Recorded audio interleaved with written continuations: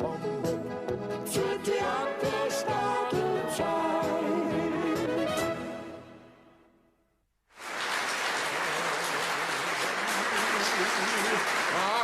Ein Sonntag so schön wie heute. Ja, sag einmal, hörst du jetzt nicht einmal auf? Was hast du denn? Herr Schreinermeister Benedikt Wanninger, Ja. sagen Sie mal, haben Sie keine Arbeit? Weil Sie da umeinander hocken und so saublöd singen. Nein, ich hab keine Arbeit, sonst würde ich da nicht so saublöd umeinander hocken und singen. Ne? Hab ich nicht, ne? Nein. Hast du eigentlich den Sarg für den Bürgermeister schon fertig? Na, freilich ist er fertig, schon lange ist er fertig. Ne? Neugierig bin ich ja, Was? ob er die Rechnung für den Sarg zahlt, den er bestellt hat. Der Bürgermeister wird sich doch nicht lumpen lassen und den Sarg zahlen, ne? 285 Mark, wir haben sogar noch einen Sonderpreis gemacht, ne? Mein Gott, aber er ist ja nicht gestorben. Er lebt ja noch, ne? Das ist er selber schuld, war er gestorben, ne? Ich kann überhaupt nicht begreifen, wie man sich einen Sarg bestellen kann, wenn man nicht stirbt, oder? Mein Gott, in der Todesangst macht man viel. Ja. Und er war ja wirklich schwer Ach dran. was, wenn er ein anständiger Kerl gewesen wäre, dann war er gestorben. Ja. Alter, die 285 Mark, die hätten wir so notwendig braucht. Weiß ich schon, ne? Weißt du, was wir noch in unserem Sparstrumpf haben? In meinem Strumpf habe ich 2 Löcher, das weiß ich. Ganze 150 Mark. Na also, dann können wir einen ganzen Monat noch ins Haus und Braus leben. Ne? Da gehst aber dann du zum Einkaufen, gell? Dann wirst du sehen, wie weit das In der geht. Zeitung ist stand, dass so ein rausgefressener Minister gesagt hat, eine Familie kann mit 51 Mark ein ganzes Monat wunderbar auskommen. Ne? Ja, das soll mir aber dieser rausgefressene Minister zuerst einmal vormachen. Ja, also wenn es nicht stimmt, was der gesagt hat, dann schreibe ich ihm einen Brief mit einem Zitat von Goethe. Was für ein Zitat? Das kennst du nicht? Na? Ja, leg mich da... Oh. Jetzt hätte ich mich bald verraten. Also glaubst du das, Alter, du mit deinen Spassetteln? Ich kann nächtelang nicht schlafen, dreh jeden Pfennig 5-mal um, bevor ich ihn ausgib und du... Was war dies zum Beispiel im letzten Monat für Geschäft? Ja. Ein Sarg für den Bürgermeister. Und die Arbeit war umsonst erlebt. Halt, dass ich nicht lieg. Was? An Herrn Pfarrer hast du noch am Fuß anleimen Was dürfen. habe ich am Fahrer so im Fuß? An seinem Lehnstuhl. Ach so, ja. Hat aber auch bezahlt, er hat 2-mal einen Segen hergegeben. Immer wenigstens einmal einen größeren Auftrag kriegen dann. Aber den könntest du ja nicht einmal annehmen. Warum denn nicht? Du hast ja nicht einmal einen Schreiner gesehen. Sei beruhigt, Alter, wir kriegen keinen größeren Auftrag. Du, es war halt schön fürs Mädel. Schau her, anstatt dass sie die Schreinermeisterstochter spielen kann, ist sie Kellnerin vom Postwirt. Na ja, da kommt sie wenigstens unter die Leute und lernt den Umgang. Ne? Ja, ich möchte schon wissen, was für ein. Na, sie bedient die Honoration unseres Dorfes, einen Herrn Apotheker, einen Herrn Lehrer, einen Herrn Pfarrer und jetzt besonders den Herrn Bürgermeister, nachdem er nicht gestorben ist. Ne? Mein Gott, ich mach mir halt Sorgen, dass sie als Kellnerin wenigstens eine halbwegs gute Partie macht. Deine Tochter macht sogar eine sehr gute Partie, wenn mich meine Augen und Ohren nicht täuschen. Also auf die Schau kannst du dich auch nicht mehr verlassen. Was? Aber solche Trümmer sehe ich ja auch noch, gell? Was für Da Trümmer? wird ja Trumanzbübe, der Blase, der Sohn vom Bürgermeister, ne? Was? Und ich glaube mich nicht getäuscht. In was hast du dich nicht Dass er getäuscht? unsere Tochter, unseren Pepperl, ein Puzzle gegeben hat, ne? Wann? Wann? Wann geben Sie den Liebsleiter Puzzle? In einer lauen Mondnacht natürlich, ne? Also, da hat mir Sterndl noch kein Wort davon gesagt. Hast du deiner Mutter gleich gesagt, wenn du der Puzzle hergeben hast, ha? Außerdem ist sowas ein süßes Geheimnis, bis es zur ehelichen Pflicht wird, ne? Also schön wär's ja, wenn sie eine gute Partie machen Ja, würden. das macht schon. Der Blaß ist ein braver, anständiger Bursch. Ja. Aber sein Vater, der Bürgermeister, der macht keinen Luftsprung, wenn der Blase ernst macht. Ja, Eine Kellnerin. aber was eine Kellnerin. Das ganze Dorf weiß, dass unsere Tochter keine Kellnerin ist, sondern nur Aushilfe beim Postwirt, ne? Ja, aber das ganze Dorf weiß auch, dass sie das nur macht, weil's mir nötig Das ist. ganze Dorf, das kann mich. Jetzt ist mir der Goethe wieder eingefallen, ja. Siehst du, so kannst du nur daherreden, wenn's du Geld hast und wenn du auf niemand angewiesen Ach bist. was, wenn man ein Geld hat, kann jeder Depp großkotzig sein, oder? Ja, du wirst das schon noch sehen. Ah, ah. Grüß euch. Ja,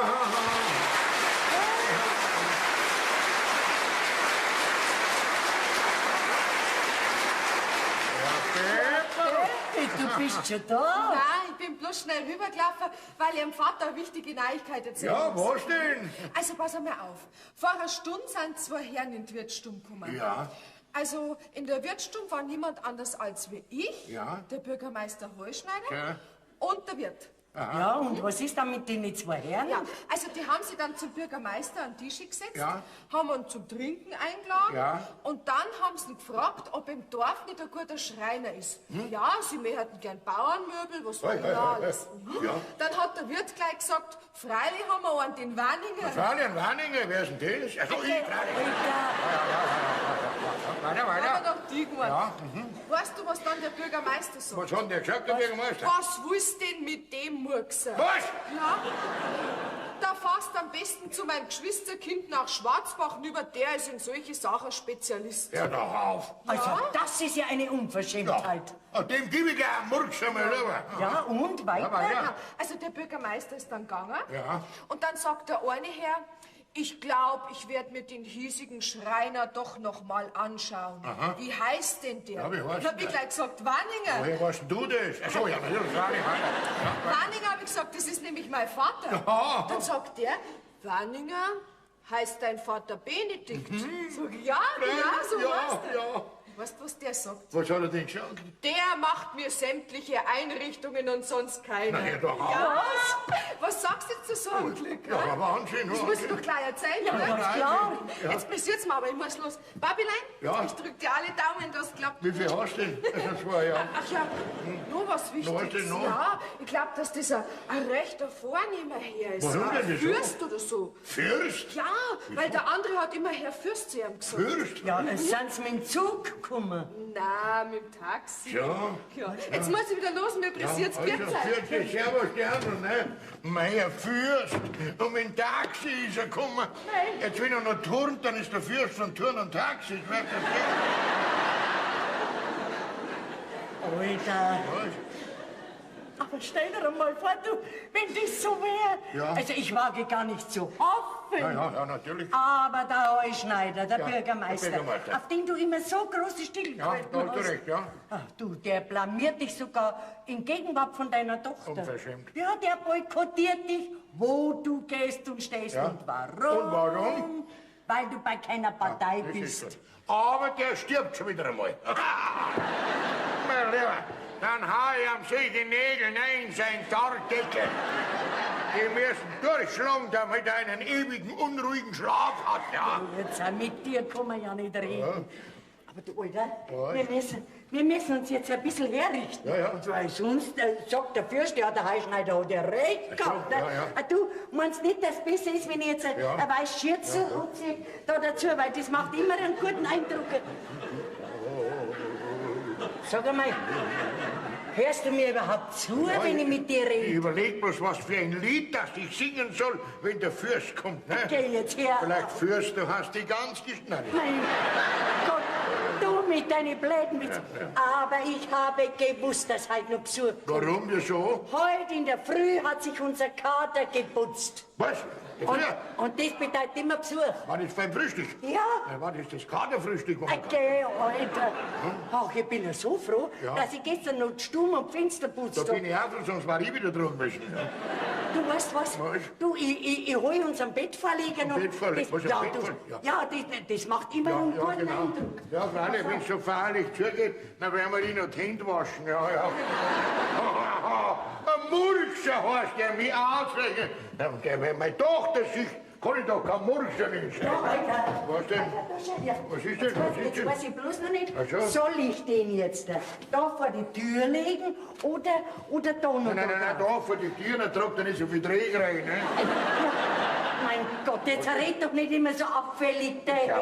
Jawohl. Alter, unsere ganze Zukunft steht auf dem Spiel. Na gut. Und den Trick, Ja. den der Herr Fürster eintragt, Ja. der macht sich bezahlt. Meinst Jawohl.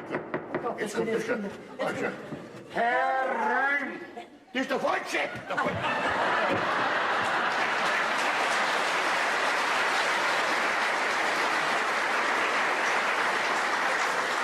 Also wegen mir braucht's keinen Teppich auflegen, gell? Der gehört auch für bessere Fürsten. Oh, ja, Herr Bürgermeister, was gibt mir die Ehre? Du, pass auf. Ja. Du hast mir da eine Rechnung geschickt. Ah, so, über den Saal, ja. Soll ich quittieren, komm her. Ja, von wegen, die Rechnung zahle ich nicht. Warum denn nicht? Ja, weil ich den Sarg Gott sei Dank nicht mehr brauche. Bist du selber schuld, warst gestorben? Ich bin aber nicht gestorben, wie du siehst, gell? Und außerdem steht der Sarg noch bei dir in der Werkstatt. Folgedessen brauche ich ihn nicht bezahlen. Ja. Ah. Von wegen, aber du hast ihn bestellt. So ist es. Und wie dringend, dass du das gemacht hast. Ja. Gell? Und mein Alter, der hat die halbe Nacht hingearbeitet, gell? Ja, genau. Hat auch schlimm hergeschaut Ja, um mich, ja? ja. Ja, nicht einmal der Doktor hat sie mir jetzt helfen gewusst. Der Doktor, den wir mir haben, der weiß ja nie zu helfen. Auf alle Fälle, ich zahle nicht für etwas, was ich nicht brauche. Na, zahlt der Doktor, der ist schuld, dass du noch lebst. Ja? Der wird da was pfeifen. Unser Doktor, jeden, der wo den behandelt hat oder umgekehrt, der ist gestorben. Nur bei dir hat er eine Ausnahme gemacht. Ne? Nein, mein Wecker ist ihm noch nicht abgelaufen. Der Sarg ist da, rauswachsen tust du ja nicht. Ne? Ja, oder du gehst zu deinem Geschwisterkind und lass dir von dem einen Sarg machen, nachdem er mein Alter ein solcher Murkser Ja, ist. Möglichkeit, ja. Da schon her. Woher wissen ihr das schon wieder? Ja, Ach, kann man's denken. was? Hat eure Tochter wieder telefoniert? Wir haben kein Telefon. Ne? Du, pass mal auf. Was? Deine Tochter ist Kellnerin Ja. und hat Schweigepflicht zu bewahren So. über das, was in einem Lokal geredet wird. Jetzt sagt der ich was. Meine Tochter ist keine Kellnerin, die ist nur Aushilfe beim Postwirt. Klar? Das ist ganz egal. Die soll sich um ihr sittenwidriges Verhalten kümmern. Das wäre besser, Was? gell? Was da Nein, sitten? Moment. Ja. Also du wirst unserem Dirndl nichts Schlechtes nachsagen können, gell? Ja. Kommt drauf an, wenn meine Vermutungen stimmen. Und die stimmen. Was denn? Was denn? Du, pass auf. Ja, Heute früh kommt mein Sohn zum Frühstück und was sehe ich? was siehst du? Lauter rote Flecken auf die Backen. Auf was für Backen?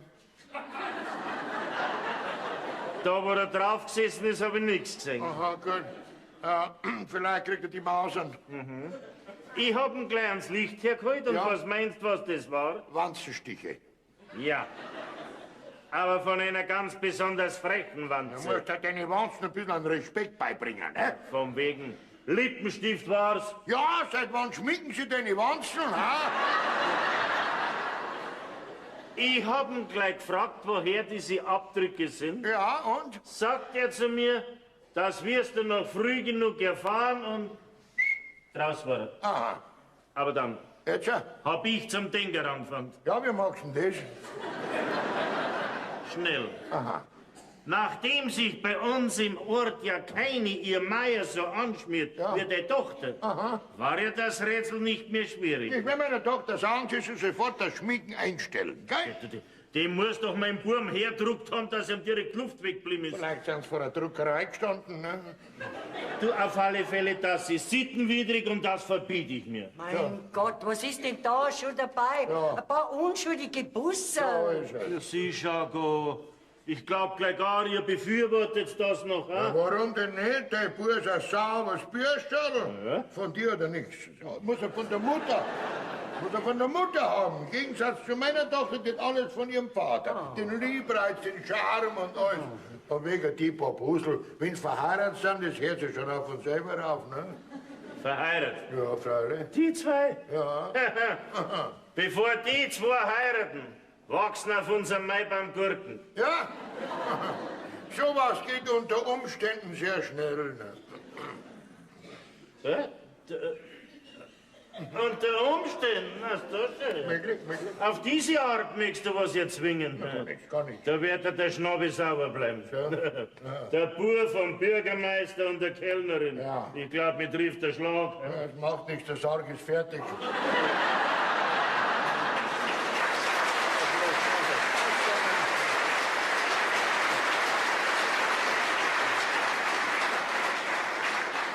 Bürgermeister, wenn die zwei füreinander bestimmt sind, Ja. dann kannst du gar nichts dagegen So tun. ist es. Das werden wir dann schon sehen, ob ich dann nichts machen kann.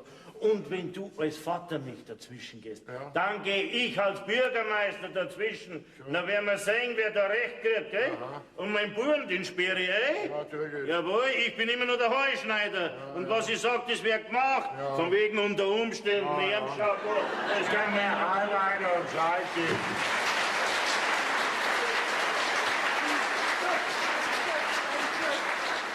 Jetzt gibt's da auch noch einen Ärger. Er regt doch nicht auf, heute was unser lieber Gott zusammen geleimt hat, kann auch der beste Schreiner nicht mehr trennen. Oh Gottes Willen, jetzt kommt der Fürst. Wie redet man denn mit einem so einem... Genau wie mit einem jeden anderen, ist doch wurscht, oder? Das will all dieser Unglückstag.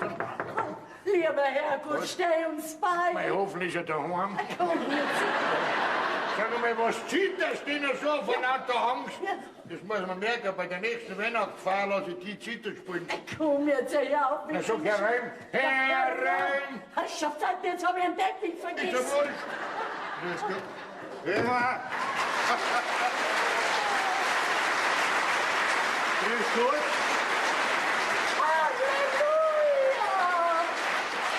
Halleluja! Halleluja, Hochwürden. Also wie ein Pfarrer schaue ich ja noch doch nicht aus, oder? Sagen Sie mal, bin ich da richtig beim Schreinermeister Wanninger? Jawohl, durch und durch, lacht, jawohl. Ja, tatsächlich, er ist. Was bin ich? Der Wanninger bin ich. Ja, bin ich. Ich hab mir's aber gleich gedacht, wie ich den Namen gehört habe. Was denn? Ja, kennst mich nimmer. Na? Der Fürst weißt du. Was? Wir waren da miteinander auf Wanderschaft. Da war. Ja, tatsächlich, ja, dass die hätte ich nicht mehr kennt. Wenn ich jetzt ein Madel war, da hat er mir ein Hals voll und da hat er ein Puzzle geben. Lass ich dann von meiner Tochter nachholen. Ein Riebreiz von mir. Du bist doch immer noch der gleiche Bene. wieso? Wie geht's dir denn, ha? Wenn man alles Schlechte wegstreicht, dann geht's mir ganz gut. Also. Ja, und das ist deine Frau. Was für eine? Ja, ist ja bloß eine da. Na, kann's bloß die sein. Also. Mich vergisst er immer. Ja, du wärst mir schon wieder eingefallen. Ja. Weißt du, Bastel, wie wir zwei heimgekommen sind von der Wanderschaft, bin ich dann gleich in Gefangenschaft gekommen, dass mich geheiratet hat. Grüß dich, Gott, Frau Wanninger. Grüß Sie, Gott, Herr... Fürst, Sebastian Fürst. Wieso... Was Sie heißen bloß Fürst? Warte. Sie sind gar keiner. Wieso? Ja, haben Sie gemeint, ich bin ein wirklicher Fürst? Ja. Nein, ich sag Ihnen was, ich möchte gar keiner sein. Mir geht's ja so auch nicht schlecht. Na, jetzt bin ich aber froh. Wieso? Weil ich jetzt ganz anders mit Ihnen reden kann. Ah, da schau ja. Sag einmal, wie kommst denn du in unser Kaff daher? Beni, das ist der reine Zufall. Ja. Geht der von mir niedersitzen? Ja, also, Alter, sag mir was, du den Anstand wieder lassen. Bitte ein Gast einen Stuhl an, wenn er schon keinen hat, ne? Ja, also bitte, Sehr viel. nehmen Sie doch Danke. grad. Und entschuldigen Sie meinen Alten, wissen Sie, er ist halt ein Gläufer. Was bitte? Hallo? Ja, bei uns verkehren ja meistens nur lauter Gescherte, gell? Aber jetzt mache ich Ihnen einen ganz guten Kaffee. Nur keine Umstände, Frau Wanninger. Ich trinke jetzt keinen Kaffee. Nicht? Ist mir auch lieber. So, weißt du, jetzt erzähl mal. Wie geht's dir denn über? Mein Gott, du Schenkeiner ist noch nie schlecht gegangen, oder? Hast du recht, ja. Ich bin jetzt bei meinem Bruder, beim Prinz Leopold. Dein Bruder ist der Prinz Leopold? Nein, Schmarrn, so ist es nicht. Nein, mein Bruder hat in München ein Restaurant, das heißt Prinz Leopold. Ach so. Ja, aber wir sagen halt alle der Prinz Leopold, sozusagen als Hausname. Ja. Ja, und in dem Geschäft bin ich, wie man so sagt, ein stiller Teilhaber. Ja, laut warst du noch nie. Ja. Ja, das Geschäft geht recht gut. Ja. Und jetzt werden wir umbauen und vergrößern, verstehst Das ist du? er, das ist Wird er. alles im bäuerlichen Stil eingerichtet. Ja. Und da hat mein Bruder gesagt, weißt du, hat er gesagt, jetzt fahrst du aufs Land hinaus und schaust, dass du einen Bauernschreiner auftreibst, der uns das alles ganz originell macht. Ich auch, weil die Schreiner in der Stadt, die sind mir ein bisschen zu modern, hat er gemeint. Ja, hat er gemeint. Ja, und so bin ich da hergekommen und hab die da gefragt. Ja, und dann hast du gefragt, dass ich ein Murkser bin, gell? Nein, bin ich. Wie ich deinen Namen gehört hab, da hab ich mir gleich gedacht, dass da Konkurrenz nicht dabei ist. Also bin ich jetzt, pass mal auf. Ja. Du, das wäre ein Auftrag über 50.000 Mark. 50.000 Mark? Um Nimmst Gottes du? Willen, kann ich nicht. Da brauche ich mindestens 3 Schreiner gesehen. Ja, du wirst doch 3 Gesellen auftreiben. Was? Pass auf, und wenn du eine Vorauszahlung brauchst, dann lass ich dir einen Scheck da über 15.000 Mark. Ha?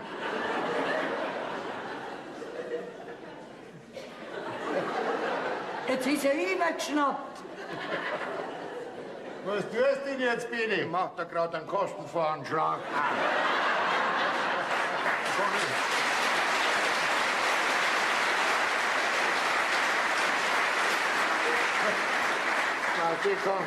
Kann ich da einen Scheck als Vorauszahlung? Sofort. Ich war? Selbstverständlich.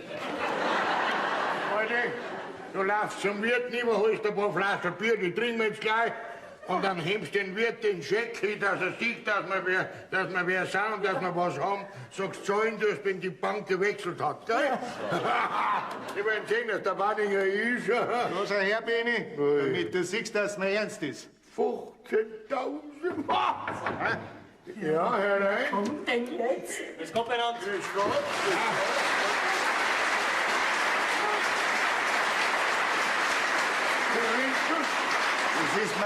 Das ist mein Chauffeur, der Hans. Ah, der gehört zur Tür? Ja, was gibt's? Gott sei Dank, dass ich einen Triff erführst. Wieso? Ich meine, es ist gescheiter, wir verschwinden von da wieder. Was? Wie kommst du denn da drauf? Wir bleiben doch mindestens über Nacht. Um Gottes Willen. Herr Fürst, wir werden verdächtigt. Was verdächtig? Ja. Bei uns in Ochsenhausen wird ja jeder verdächtigt, dass kein Ureinwohner ist. Sauber.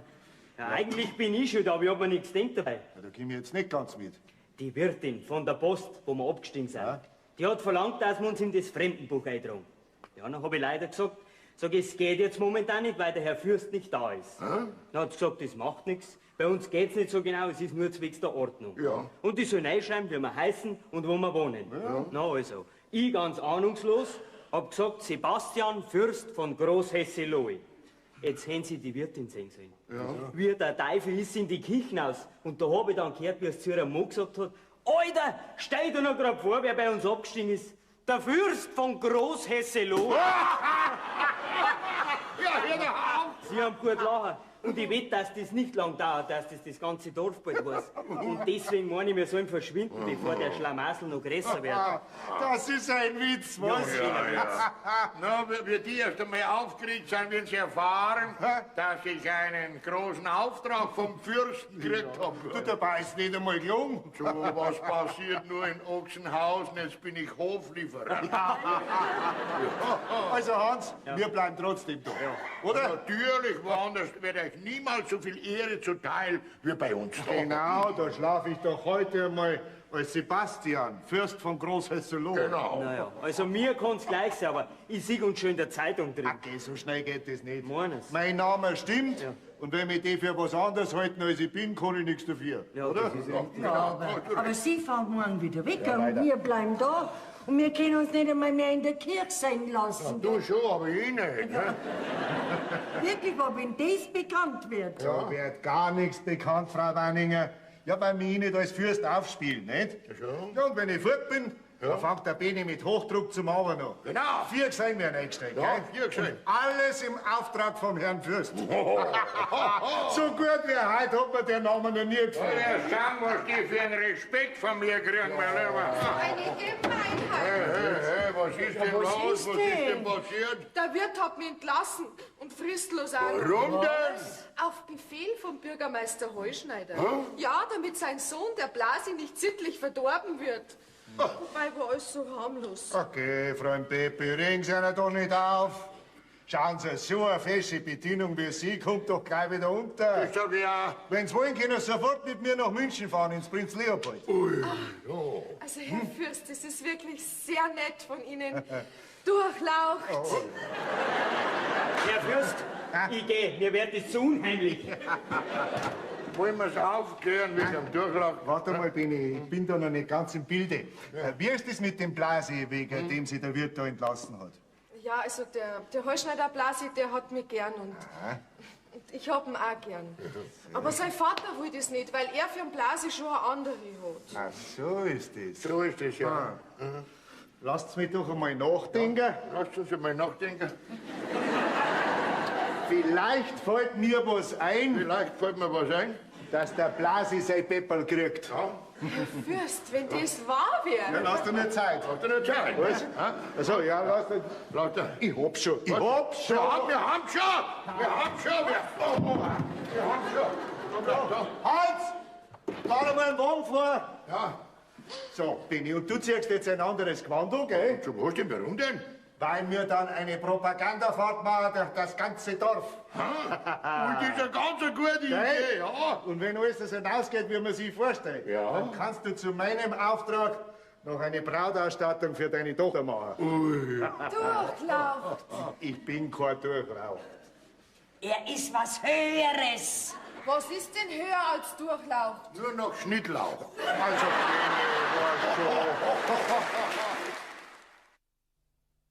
Schau, wer da kommt. Blasi! Ja, Na, da schau. Aui. Was Der auch? hat einen Hut im Knack.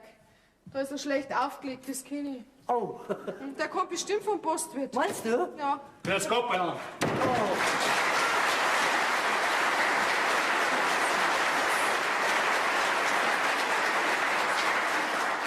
Du, sag einmal, Pepperl, stimmt das, dass du beim Postwirt nicht mehr bedienst wegen meinem Vater? Ja, Blasi, das stimmt. Der Vater war so liebenswürdig und hat dafür gesorgt, dass ich entlassen werde. So, dann ist schon recht. Dann kann er sich ab morgen seine ganze Bauernarbeit selber machen. Jetzt mache ich nämlich einen Generalstreik. Mein Gott, warum hast du denn heute in der Früh den Lippenstift nicht weggewaschen? Dann hätte der Vater nie was gemerkt. Weil wenn ich verschlafen hab. Ich hab ja nicht einmal Zeit gehabt, dass ich in den Spiegel reinschaue. Ja, um Gottes Willen, und das hast du überstanden. Aber das ist ja gleich, auch. Heiraten wir Pepperl so oder so? Ja, du, also das ist nicht ganz sicher. Weißt du, was dein Vater heute gesagt hat? Bevor er zu dieser Heirat Ja sagt, wachsen auf unserem Maibaum Gurken. Dann essen wir halt einen Gurkensalat. Oh. Oder ich wandere mit dem Pepperl aus. Du, Wanningerin, Ja? möchtest du uns nicht ein bisschen allein lassen? Weißt, ich hätte mit dem Pepperl was zum Reden, wo du nicht unbedingt dabei sein sollst. Magst du nicht ein bisschen in die Küche ausgehen und einen Kaffee kochen? Du kochst doch so einen guten Kaffee. Wir machen Nachmittag keinen Kaffee. Auch keinen guten. Dann mach halt was anderes. Weißt, vielleicht einen Kakao oder einen Tee oder eine Fliege. Du gehst da herin gerade ein bisschen im Weg um. Ja, das merke ich schon. Aber Blasi, komm, sei vernünftig. Stell dir mal vor, dein Vater, der kommt rein. Ja, was dann los ist, da ist der größte Krach fällig. Du, es gibt doch noch andere Mittel und Wege. Denk an den Maibaum. Ja, ja, ich find schon noch was. Und wenn ich den Maibaum umschneiden muss, Ach, okay. glaub mir's, Pepperl, auf mich kannst du Häuser bauen. Vierte dabei. Hey, press doch das Madel nicht so an dich. Wieso? Wir haben die Pressefreiheit.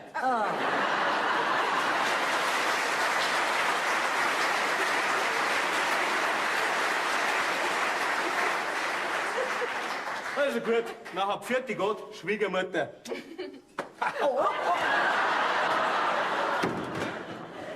Das ist ja doch ein Bazi.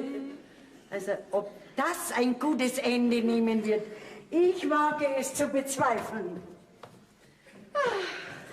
Aber ein lieber Kerl ist er schon, der Blasi. Herein. Grüß Gott, Bernhard.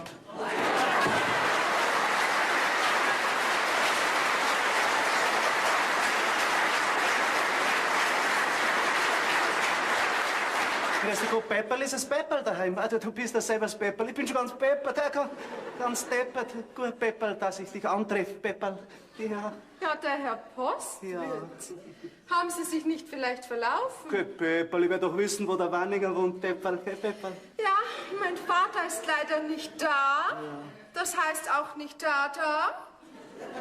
Erst mit dem Herrn Fürsten spazieren. Ja, das weiß ich ja selber, Pepperl. Schau, ich hab's ja gesehen, Pepperl. Schau. Nein, ich wollte ja mit dir was besprechen, Pepperl. Bitte. Pepperl, magst nicht wieder zu mir in die Wirtschaft kommen zum Bedienen? Ich? Also, Ja, das tut mir jetzt sehr leid, Herr Postwirt, aber ich bin ab morgen beim Prinz Leopold in München. Das ist nämlich der Bruder von Herrn Fürst. Na.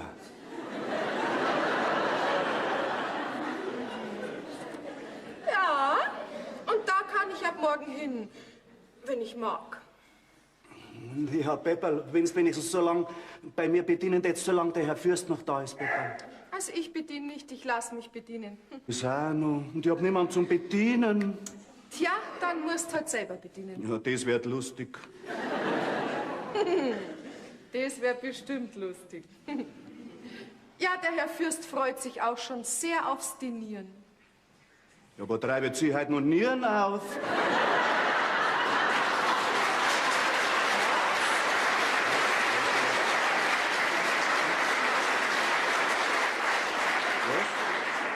Was hast du gesagt?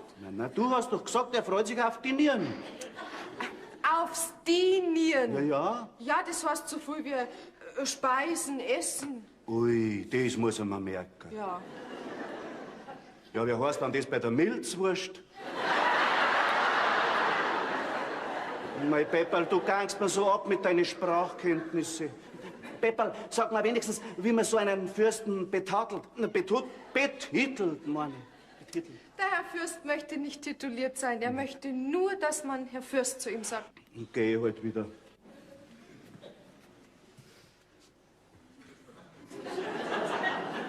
Pepperl, magst du das nicht noch mal überlegen? Kannst du ein königliches Trinkgeld verdienen? Tut mir leid, aber einen Fürsten kann ich nichts abschlagen. Fertig Gott, Postwirt. Fertig gut, Pepperl.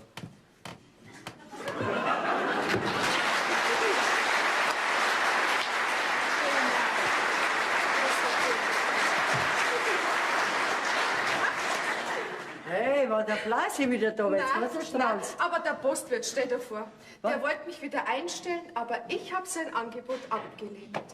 Also eigentlich tut er mir direkt wieder leid. Ah, na, lass mich noch machen. Der bisschen Strafe hat er schon verdient, weil er den Heuschneider gar so untertänig ist. Jetzt sagst du nichts mehr, was? Unser Kohlsofort hat hingehauen. Weißt du, was mich furchtbar ärgert? Dass der Bürgermeister nicht daheim war. Mein ganzer Triumph war beim Teufel. Aber dafür war der Postwirt da. Der ist fix und fertig von wahr? lauter Fürst, ja. Hoffentlich posaunt das nicht im ganzen Dorf umeinander. Nein. Ich habe ihm schon gesagt, er darf nirgendwo was verlauten lassen, weil sonst zieht der Herr Fürst aus, habe ich gesagt. So? Ja, und der beißt sich lieber die Zunge ab, bevor er so einen hohen Gast verliert. Ich brauchst bloß noch ein Monokel, dann gehen es alle in die Knie. Weißt du? Mein Gott, Alter, übertreib doch nicht wieder so. Was denn? Ein Monokel. Wieso denn? Da ist doch nichts übertrieben, Frau Wanninger. Ich bin und bleibe ein geborener Fürst. Da kann mir kein Gesetz das Gegenteil beweisen. So ist es. Und die Gemeinde werde ich schon auf Trab bringen. Du aber erst, wenn ich wieder fort bin, Ja, gell? so, solange du da bist, rechnen wir mit der Dummheit von den anderen. Okay, Frau Wanninger, dürfen wir bei einer die Hände Na, waschen? freilich haben wir ein Wasser daheim. Ah, ja. Komm, Peppi, tu ein Frischhandtuch raus. Sofort! Nein. Schau. Durchlauchtigster Herr. Also, Beni, auf das Madel kannst du stolz sein. Das bin ich auch. Bist Das du? war mein Meisterstück. So, und jetzt gehen wir in die Küche raus. Da ist der Tisch schon gedeckt, Kaffee und Kuchen. Na, also. Und Herr Fürst, Sie geben mir doch die Ehre. Ja, gern. Ja, aber für einen Chauffeur habe ich auch mitgedeckt. Ja, machen wir doch, machen wir. Ja. Hans, komm mal. Weil zu einem Tassel Kaffee sage ich jetzt nicht nein. Was ist, Herr Fürst? Hä? Fahren wir heim? Mein Gott, was möchtest du denn immer heimfahren? Dass ich endlich dieser Fragerei auskomme. Wieso? Schauen Sie mal hinaus. Das ganze Dorf steht um unser Auto rum. Und jeder Zweite, der fragt, wo der vornehme Herr ist, der da abgestiegen ist. Und? Was hast du noch gesagt? Ich hab gesagt, ich nix verstehen, andere Baustelle. Grüße mal.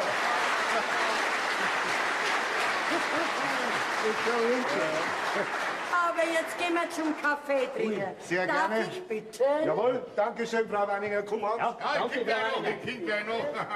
Tatsächlich, die stehen alle um das Auto rum. Als wenn sie nie so ein schönes Auto gesehen hätten. Kunstig, bei uns sieht man nur Mistwung. Ein schönes Auto, nicht?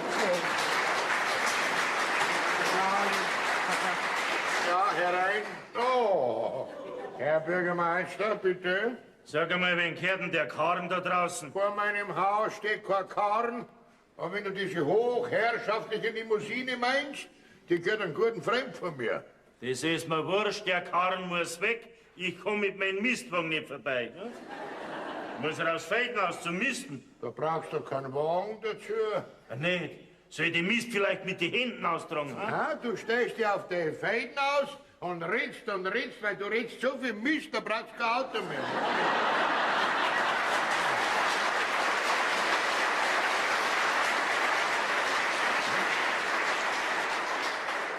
Tu mir du ja nicht beleidigen, Oh, Freund. Bürgermeister, der wird doch einen Witz verstehen, oder? Ich verstehe nur, dass mir der Karren im Weg steht. So viel Zeit habe ich nicht. Alles klar. Ich werde es unserem Fahrer sagen, ne? Wieso am Pfarrer? Nicht am Fahrer. Am Fahrer, am Chauffeur, wenn du es besser verstehst, ne? Pepperl! Ja, Vater, was gibt's denn? Der Pepperl, sag am Fürst, der möchte bitte seinen Wagen wegfahren. Herr Bürgermeister kommt mit seinem Mistkorn nicht vorbei. Sei nicht durchlaucht. Der Herr Fürst geruhen gerade Kaffee zu trinken. Oh, Man erwartet dich, Papa. wo richtet dem Fürsten aus? Ich komme sofort.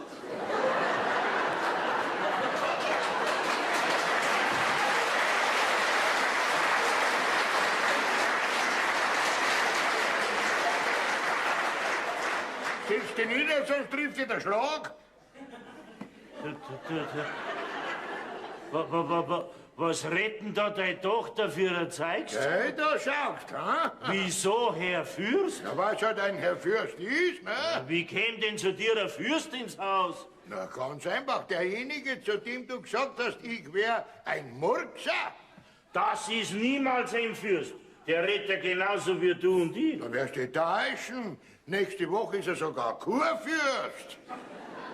Wieso? Ja, nach Bad Tölz zur Kurfahrt. Ne?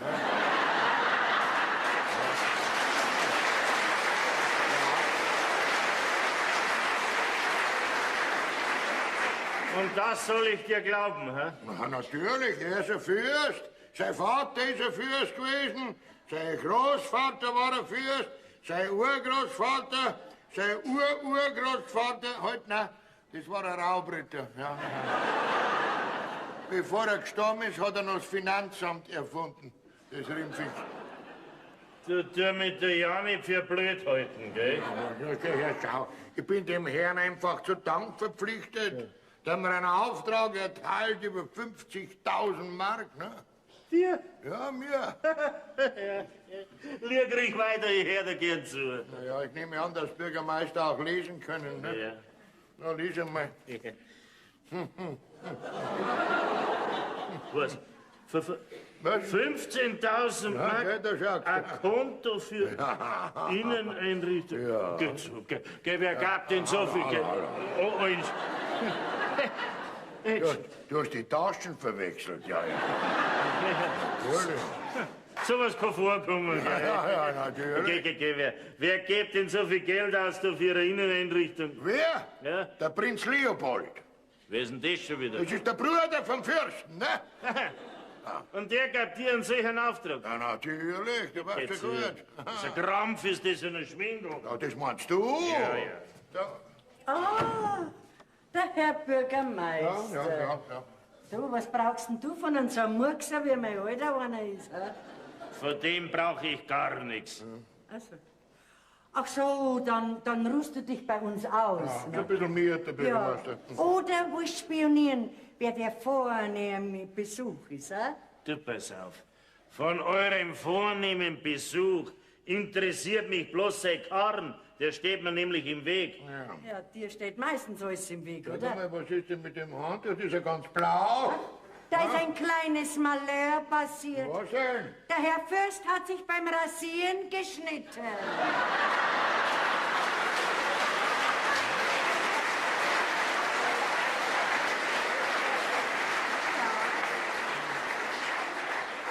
Das heben wir auf. Ja. Das ist fürstliches blaues Blut. Ja, schau her, ne? Ja, Sag mal, Was? halt's ihr mich für einen Halbdeppen? wieso halb? Nein, da beim Fürst ist wirklich alles blau, sogar die Zunge. Ja. Ja. Da wird er halt Blaubeeren gießen haben. Nein, das ist Hey, was ist? Kommst nicht zum Kaffee? Ja, ich komm gleich. Ich hab nur eine kleine Besprechung gehabt. Ne? Ah, Ja. ist Herr ein Schreiner gesehen von dir? Ja, schau gut, gell? Der Herr Bürgermeister. Also, oh, Entschuldigung. Ja. Das ist der Autoweg gefahren, der Herr Bürgermeister kommt mit seinem Mistkanne vorbei. Ne? Selbstverständlich, machen wir das, selbstverständlich. Hans, komm mal. Sofort, Herr. Ja. Herr Fürst, Sie wünschen? Hans, fahr mal den Wagen weg. Ja, mach ich Ah, sofort. du, Moment. Ja. Dann rufst gleich bei meinem Bruder an und sagst, dass er erst morgen kommt. Schreib dir die Nummer auf, München 35 46 28. Sie sind gut, die kenne ich doch auswendig, die Ja, Nummer. du, Herr Noch, vergiss das wieder. Ich werde doch die Telefonnummer von Prinz Leopold finden, oder nicht? So, Also, für ja, Gott, Herr. also machen. Also, Bini, kommst dann gleich, gell? Ja, ja, das ist gleich da.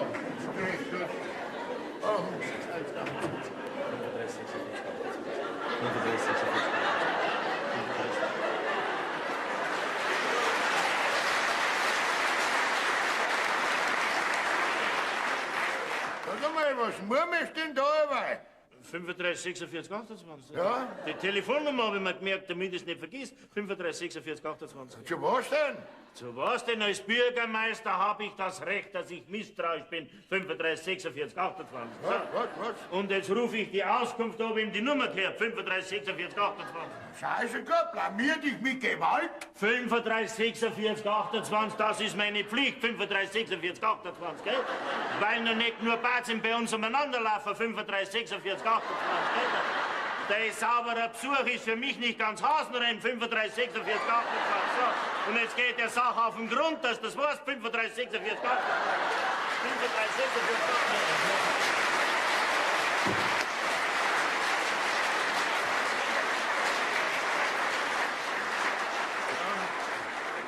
So ist recht. Hoffentlich macht mir der keinen Blödsinn. Der verhagelt ja meinen ganzen Hofen. Bini, was ist denn jetzt? Kommst du oder kommst nicht? Weißt du, jetzt glaube ich, ist Dreck Trumpf. Wieso? Der Bürgermeister geht aufs Amt und erkundigt sich, wem die Nummer gehört. 35, 46, 28. Ja, und? Was und? Da erfahren wir doch, dass das Restaurant Prinz Leopold heißt, ne? Ja, und? Was ist noch schon?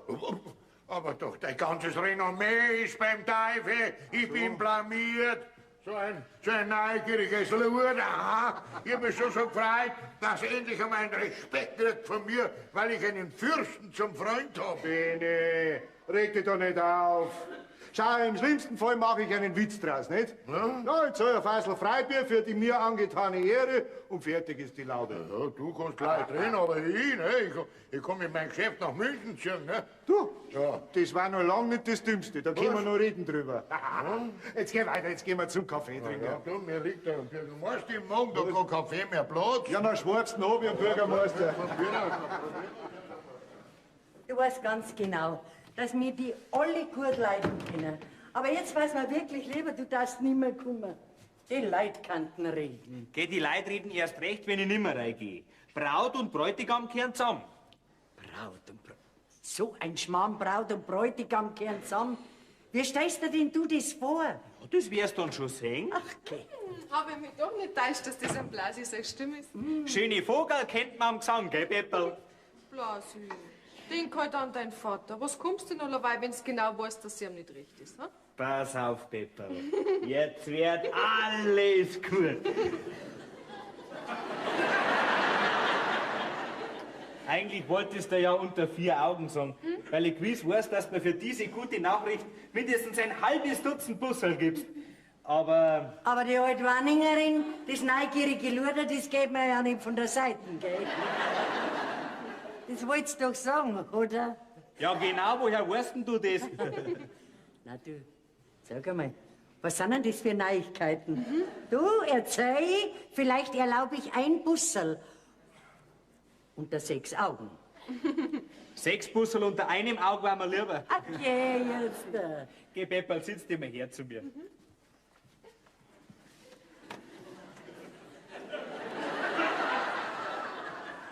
Sag einmal, heißt du auch Pepperl? Also, geh, Blasi, das weißt doch, dass ich Rosa heiß. Aber ich bin die Mutter von der Pepperl, gell? Du bist pfeifert. Das weiß ich schon. Aber es ist nur wegen die Leute. Stell dir vor, da kommt jetzt jemand zur Türe, dann ist es doch besser, die sehen die neben einem alten Weib hocken, anstatt neben mein Dirndl, ne?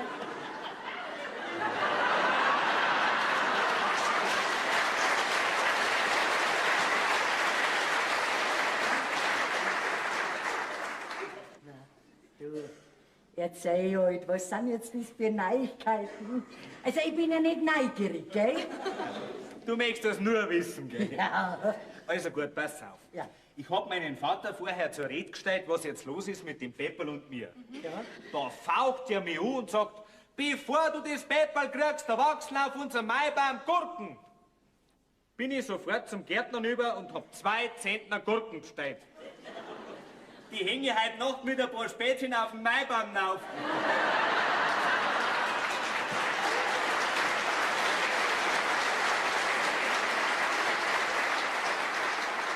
Und dann weck ich meinen Vater auf. Und dann will ich zu ihm sagen, pass mal auf, Anningerin, du bist jetzt mein Vater, gell? Also, und dann will ich zu ihm sagen, Vater, entweder du lässt mich das Pepperl heiraten, dann verschwinden die Gurken heute Nacht noch. Oder du lässt sie mir nicht heiraten, dann lacht die morgen das ganze Dorf aus. Und dass du ab morgen Gurkenbauer heißt, dafür werde ich persönlich sorgen. Die Gurken frisst mein Vater nie. Ist die Idee jetzt 2 Zentner Bussal wert oder nicht? Kein Gramm. Ja, du warst recht. Was sagst denn du dazu, Pepperl? Ich sag das Gleiche, was meine Mutter sagt. Sag einmal, meinst du wirklich, ich will in ein Haus neu heiraten, wo ich nicht gern gesehen bin? Blasi, ich hab dich wirklich gern, aber das kannst du von mir nicht verlangen. Wenn dein Vater von selber zu mir kommt, dann bin ich einverstanden, ja? Pepperl, dann muss ich meinen 70. Geburtstag als Junggesell feiern. Ja, wenn dir nichts Besseres einfällt, dann schon, ja. Okay, noch was Besseres gibt's doch gar nicht. Au, jetzt kommt dein Vater, wenn die der da herin sieht, das ganze Haus, komm, verschwind. Blasi, Nix wird verschwunden, jetzt wird reiner Tisch gemacht. Also gut, dann verschwind ich. Mama, pass bitte auf, dass er keine Dummheiten macht, gell? Du brauchst keine Angst haben. Ich pass schon auf. Oh, der klopft du. Du, das bedeutet nichts Gutes. Herein!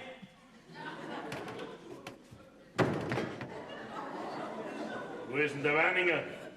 Der ist gerade beim Kaffee. Und ich glaube nicht, dass er wegen dir seinen Besuch allein lässt. Du, jetzt kommt's mir erst. Wieso sagst denn da du herein? Weil's geklopft hat. Was willst denn du überhaupt da? Ah, ich hab mit der Wanningerin gerade über die Hochzeit geredet. Ja, da wird's euch sauber Zeit lassen. Das glaube ich weniger. Die Gurken muss man schütteln, solange sie reif sind. Erwähn die Gurken nicht. Schau du, dass du aufs Feldhaus verschwindest, gell? Jetzt reden wir zuerst einmal miteinander. Ich rede jetzt zuerst einmal mit dem Wanninger. Mit dem brauchst du nicht reden, weil der nämlich gar nichts dagegen hat. Um das dreht sich's gar nicht. Was ich mit dem Wanninger zum Reden hab, geht dich gar nichts an. Also, Sollte gehen. Blasi, geh zu, es ist gescheiter. Also gut, dann geh ich halt. Aber das eine sage ich dir. Die Gurken gehen so lang zum Maibaum, bis der Gurkensalat fertig ist.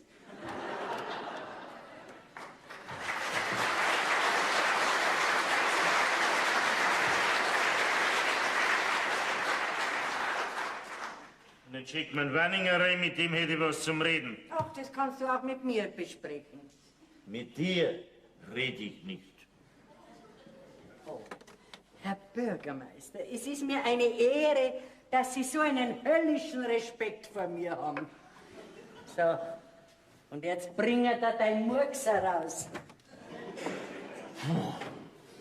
Jetzt geht's auf Birn und Brecher, mein Lieber. Hoffentlich heute ist mein Gesundheitszustand aus. Herr Bürgermeister, Ja. hast du das schon bequem gemacht?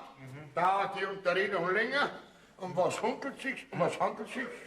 Es handelt sich um die Telefonnummer 35 46 28. Auwe. Ja, Auwe, das habe ich auch gesagt.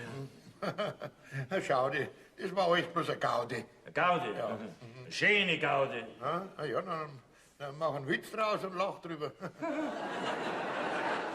Mir ist Lachen vergangen. Was? Mein Gott, hätte ich mir bloß diese Nummer nicht gemerkt. Naja, jetzt hast du es aber gemerkt, war gescheiter gewesen, ne? Mir ist schon ganz schwindelig.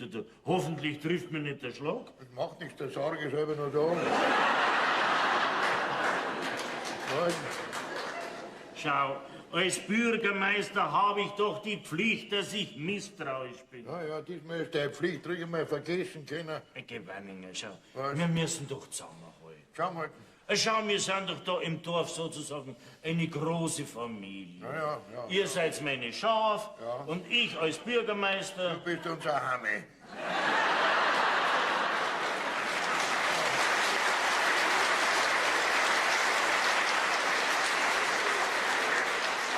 Hirte. Hirte, ja, aber mit H geht's so. Ja. Deine Spassetteln darf man nicht so ernst nehmen. Jetzt machst du alles draus einen Witz und deine Schafe sind vergessen. Ja, das ist leichter gesagt wie gemacht. Schau, ich sehe es ja ein, dass ich da mit dir eine Dummheit gemacht habe. So, du bist spät draufgekommen. Ja, man kann doch alles wieder gut machen, oder nicht? Ja. Du, pass auf, da fällt mir gerade ein, den Sarg, den ich irrtümlicherweise bei dir bestellt habe, den zahle ich dir natürlich. Na, hör doch auf. Ja, was kriegst du denn dafür? 285 haben wir ausgemacht gehabt. 100, 200, 300. Ich konnte nicht rausgeben, tut mir leid. Das macht doch nicht. Was? Sag mal, bist du krank, ha? Ja. Was? Aber siehst du, nimmst den Sarg gleich mit oder lässt ihn auf Abruf bei mir da? Nein, den schenke ich für einen Armen in der Gemeinde. Ja, der wird sich freuen, wenn er stirbt, ja. Aber was wollte ich sagen? Ja.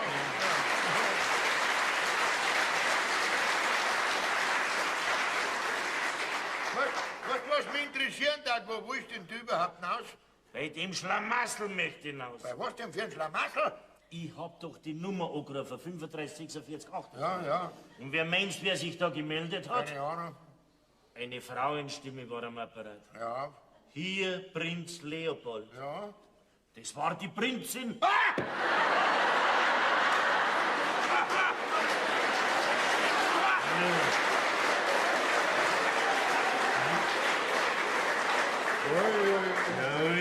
Ich kann das sagen, ich bin vielleicht erschrocken. Mir ist gleich der Hörer aus der Hand gefallen. Du, hast du dem Bruder von Prinz Leopold, dem Fürsten, hast du dem gesagt, dass ich ihn für einen Sprüchmacher gehalten habe und dass Peppi wegen mir ihre Stellung verloren hat? Frau, ich glaube, dass du zum Telefonieren gegangen bist. Ne? Schöner Gruß. Was? Das kostet mir meinen Kopf als Bürgermeister. Das macht nichts, der Sarg ist ja schon zahlt. Du, pass auf. Was? Wenn ich vielleicht heute Abend zu Ehren von unserem hohen Besuchern einen Fackelzug veranstalten Das lasse. wärst schön bleiben lassen, gell? Der Fürst ist unerkannt gekommen, will auch unerkannt wieder abreisen. So, ja. Ja. Du weißt was? Was? Ich schenke dir 2 Zentner von meinen angefaulten Kartoffeln. Was? Wenn du die Sache wieder auf gleich bringst. Ein Murkser kann nichts auf gleich bringen, gell? Herrgott, jetzt sei doch nicht so empfindlich. Ja. Was? Der ja nicht schmusen mit mir, das mach ich nicht. Wanninger. Was? Du schau, was wäre jetzt, wenn ich bei dir zum Beispiel noch eine Brautausstattung machen lassen hätte? Ja, das dann für wen denn? Für meinen Burm? Ja, heiratet der. Ja, gleich nach der Ernte. Dann muss ich seine Tochter. Täuscht dich doch nicht. Ich habe mich noch nie getäuscht. Und in der Beziehung täuscht dich sogar gewaltig. Ja, also was ist jetzt los? Das wäre doch ein tolles Angebot. Muss das halt für mich ein bisschen billiger machen. Tut mir leid, ich hab jetzt keine Zeit mehr, gell? Herrgott, Brotzer der Teufel, Brotzer Was der... denn? Es hat auch mal andere Zeiten gegeben. Das kommt nie wieder. Na komm, Wanninger. Deswegen kann man doch reden. Pass auf. Wenn du jetzt beim Fürsten für mich ein gutes Wort einlegen lässt, Was? sagst ihm heute, ich hab's im Amtseifer gemacht, weil es doch im Radio eine Durchsage gegeben haben, dass so viel Schlawiner unterwegs sind. Sag einmal, willst du mich zum Meineid anstiften, ha? Sperren sie bloß die. Was? Na schau, ich weiß mir sonst keinen Rat mehr. Ja, weißt du was? Dann schau, dass du eine Audienz beim Fürsten kriegst, ne? Das, Ja, aber sag's niemandem. wo kriege ich denn die? Na wo, beim Postwirt, da wohnt er. Aber machst du so, dass niemand merkt? Ja, mach ich, du Mei, ich sag das. Am liebsten, da die meine 2 schönen Rossherrschinger alles wird. Hast du dem Fürsten womöglich auch gesagt, dass ich seine Limousine an Karren kosten? Alles habe ich ihm gesagt, auf mich kannst du dich verlassen. Brav. Dann ist mir der am letzten. Ja.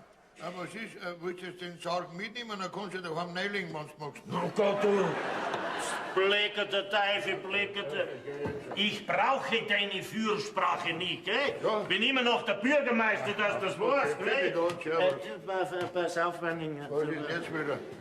Wann hätten der Herr Fürst Sprechstunde? Nein, abends. Meistens ist er abends daheim. Oh, wieso? Lieber tät ich eine Wahlfahrt machen mit 2 von der Erbsen in die Schuhe Das drin. war. Ja. Jetzt brauchst du nicht mehr aufhalten, jetzt gehst du heim, gell? Ja. Du bist mir ein sauberes Gemeindemitglied. Was? Seinen Bürgermeister so hängen lassen in der Scham, Aufhängen lassen, was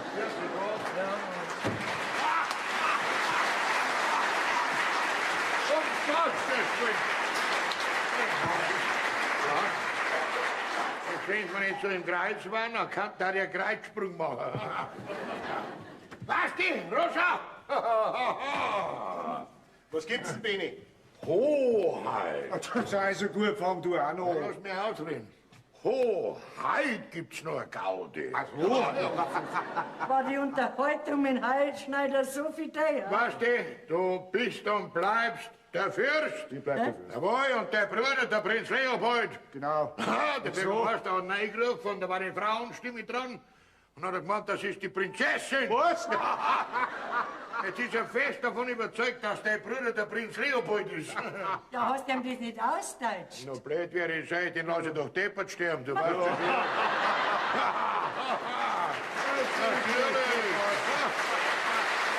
Natürlich. Bloß eins, weißt du, der Bürgermeister will um eine Audienz bei dir nachsuchen. Gell? Kriegt er doch. Also tu mir einen Gefallen und lass dich verwechseln. Das Wohl und Wehe, das Glück meiner Tochter Pepper hängt dran, bitte. Aber Beni, fürs Pepperl lass ich mich doch gern verwechseln. Na fein. Und ich helfe ihnen dabei. Du hältst dir raus heute, gell? Wieso? Sonst fällt mir ein, was mir vor 40 Jahren passiert ist. Ja, was ist denn da passiert? Da hab ich so ein nettes Mädel kennt und hab's mit dir verwechselt.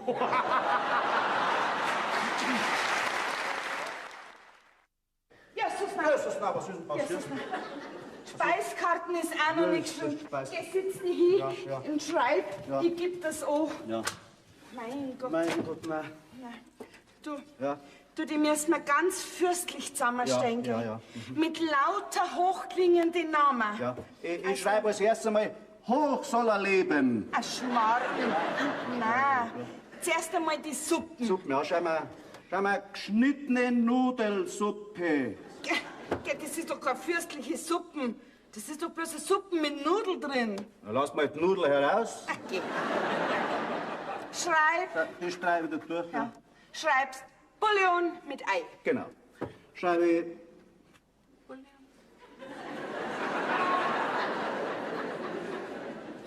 Ja, jetzt.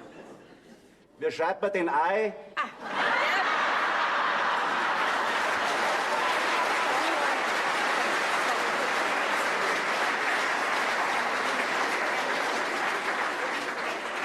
Ja, du, für wie viele Personen hat er denn auch gesagt? Das Bier. Zum Essen! Ach so. Mein Ja, für ungefähr ganz genau 6 Personen hat er gesagt. Der 6 Personen? schaut für dünner, ja. Ja, meiner muss ja aber jetzt Fleisch hinsetzen Ja. und Suppen herrichten. Ja. Mein Gott, weißt du jetzt alles, was gibt? Ja, alles also lauter königliche und kaiserliche Sachen. Ja, na, ist gut. Ich lern's dann auswendig, gell? Ja, der Herr Bürgermeister, was verschafft uns Ja, denn was willst denn du da? Mit dem Fürsten muss ich doch reden. Was in Hemdsärmeln? Nein. Hab alles mitgebracht. Ich bin bloß so über die Straße gegangen, damit's nicht auffällt, Ja. gell? Weißt du? Aber da herin kannst du nicht umziehen. Das ist dem Herrn Fürsten sein Separatistenzimmer. Ja. Na geh ich halt zu ihm aufs Zimmer. Das kannst du Ja, machen. das geht auf gar keinen Das Fall. geht auf gar keinen Na, so viel ich weiß, rasiert sich doch der Herr Fürst gerade. Er hat doch gerade ein warmes Wasser verlangt. Wieso? Der hat sich doch heute schon beim Wanninger rasiert. Woher weißt denn du das? Ich war gerade zufällig drin. Kommt die Wanningerin raus, ein Handtuch über den Arm, da, ganz blau war's. Wanningerin, sauft jetzt auch schon.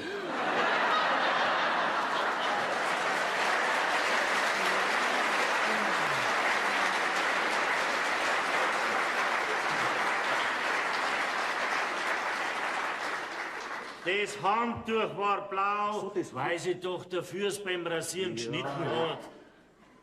Ja, dann müsste es ja rot sein, das Handtuch. Der Wanninger hat mich da aufgeklärt. Ja. Es war blaues, fürstliches Blut. Ja, sagen tut man's, dass die hohen Herrschaften blaues Blut haben. Na ja, und du möchtest jetzt den Herrn Fürsten da im Namen der Gemeinde begrüßen, nicht? Nein. Ganz privat. Ja, hängt meine Zukunft davon ab. Ja, wenn ich bloß wüsste, wo ich ihn treffen kann. Ja, gehst halt in die Küche aus, nicht? Und dann, wenn er kommt, der Herr Fürst, dann gehst du hin zu ihm. Dann hast du ihn.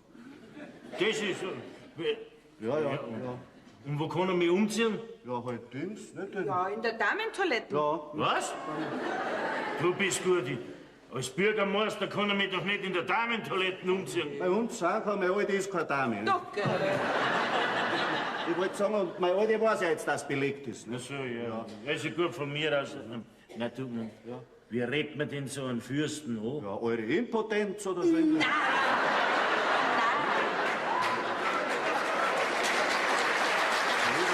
Wie wär denn das, wenn wir ihm vorher einen Dusch machen? Ja, unser Dusch ist kaputt, ein Badwanne kannst du haben.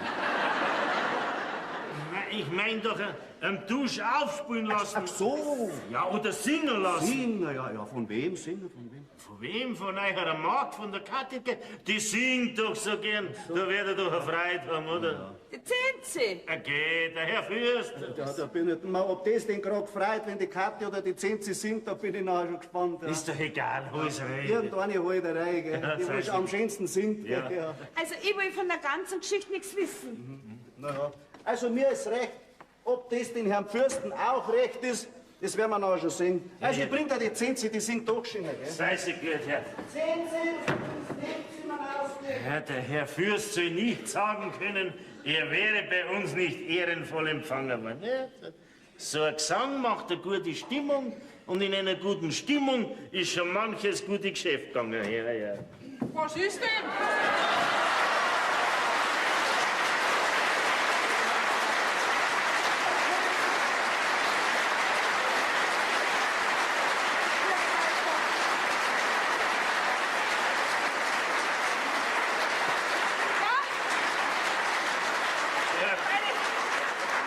Meine ehrliche Hochverachtung, Herr Bürgermeister. Gell? Ja, Das freut mich. Ich darf die brauchen. bist du da sicher? Ja. Also, was ist los? Du weißt doch, dass bei euch so ein Fürst abgestiegen ist. Freilich, ich bin nicht blöd, oder? Naja, der ist bei uns im Haus ein ganz hohes Viech, aber ich hab ihn noch nicht gesehen. Eine ganz vornehme Person, du. Ein Fürst. Weißt du überhaupt, was ein Fürst ist? Freilich, ich bin nicht blöd, oder? Außerdem habe ich ja jahrelang am Fürstenhof als Spülerin gearbeitet. Ja, dann kannst du ihn ja kennen, wenn du ihn siehst. Ja, ich brauche dem Fürsten nur auf seine Füße schauen und sofort kennen. Wieso? Ja, weil doch ein jeder Fürst auf großem Fuß lebt. Ja, du, pass auf. Ich möchte den Fürsten gerne überraschen. Mit mir? Ja, pass auf. Ja, da, pass auf. Komm, da sitzt du her, da ins Eckerl. Ja, aber so schier bin ich auch wieder nicht. Ja, aber das muss ja nicht gleich jeder sehen, oder? Also, pass auf. Wenn eine Türe aufgeht, Ja? singst du einen Dusch, ich komm dann rein und du verschwindest. Ja, freilich. Also pass auf, wenn die Türe aufgeht, Ja? dann singe ich einen Tusch. Jawohl. Gut, einen Tusch. Ich kann einen. Ja? Ja. Du schwarzer Zigeuner.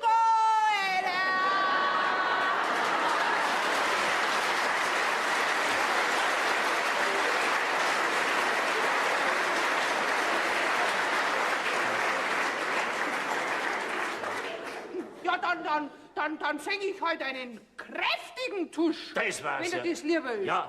Zum Beispiel. Tralalala. Hey, das sind Tischer. Hm? Nicht? Nicht? Ja, das ist doch gar nichts. Na du, mehr ein Lied. Ein Lied? Ja, dann singe ich ihm heute ein Landler. Ein Landler ist doch nichts für einen Empfang. Ach so, ein Empfang. Ja, dann bringe ich ihm das Lied von der Empfängnis. Ne? Ja, oder ich singe Der Tag des Herrn. Das ist doch kein Pfarrer nicht. So? Ja, was singe ich denn jetzt? Ja, was singe ich denn jetzt? Pass auf, ich hab's. Ich bin nicht so der Schrecker. Weißt was? Du singst Wo der Wildbach rauscht. Kannst du das? Freilich bin ich blöd, oder? Da kann ich alle 18 Strophen. Ja? Magst du das hören? Ja? Du, ich weiß noch ein Lied, was ich am singen kann. Ja? Warum ist es am Rhein so schön? Das weißt doch ich nicht. Aber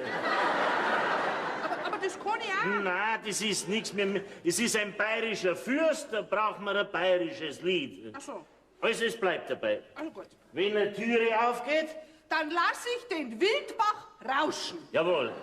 Und ich Rausch rein, und du? Rausch raus. Jetzt weiß ich auch, warum das Liedl heißt, wo der Wildbach rauscht. Ja. Du, pass auf. Wenn's dir vielleicht nur ein schönes Joppel anziehen kannst, damit das alles ein bisschen feierlicher ausschaut. Ja, das kann ich. Ja, pass auf. Ja, du musst das nicht umsonst machen. Ja, und sonst hätte ich es auch nicht da. Da kriegst du 2 Mark, gell? 2 Mark. Jetzt passen wir auf. Ja. Um 2 Mark rauscht bei mir gar nichts, da treffe ich höchstens.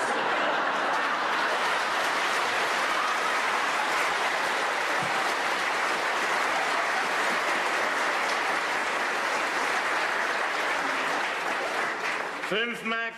Um 5 Mark lass ich's rauschen. Ja, ist recht. Ja, gut, heute pressiert's. Ja, aber selbstverständlich. Ja gut, also wenn's pressiert, dann zieh ich jetzt mein schönstes Joppel an, das ich hab, Ja. gell, und komm sofort wieder. Jawohl. Ich nehm gleich die Joppen vom Stall.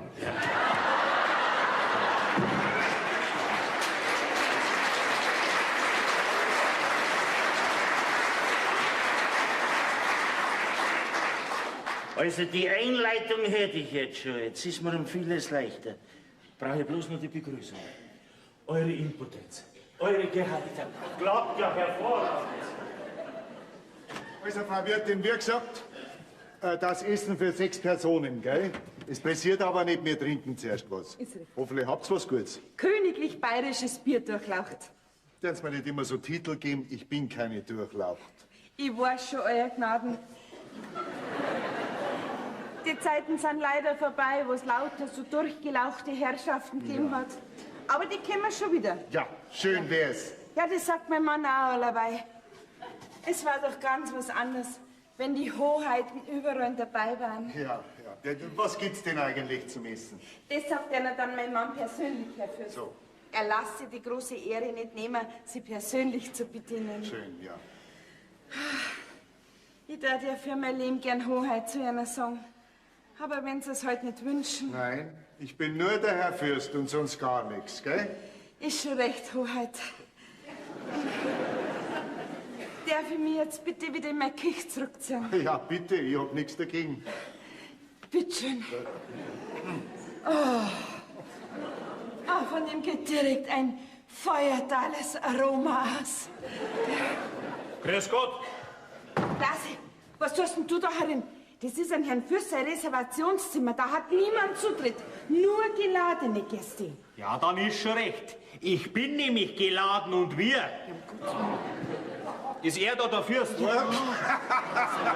Ja, der bin ich. Ja, dann ist recht. Ich muss mit einer reden. Was sowas gescherzt. Okay, Frau Wirtin, lassen Sie uns allein, bitte. Höchste Zeit ist, dass wir wieder einen König kriegen.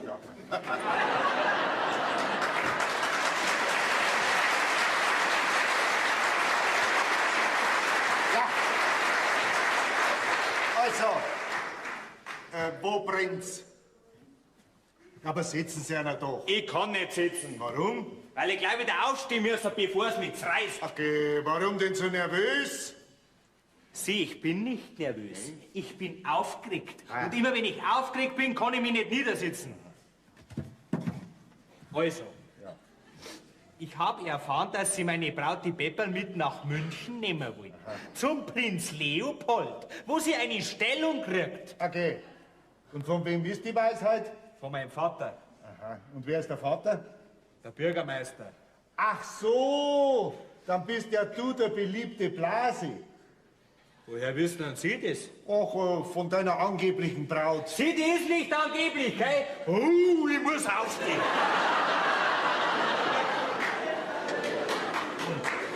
Sagt ihr angeblich? Blasi, beruhig dich. Setz dich wieder hin.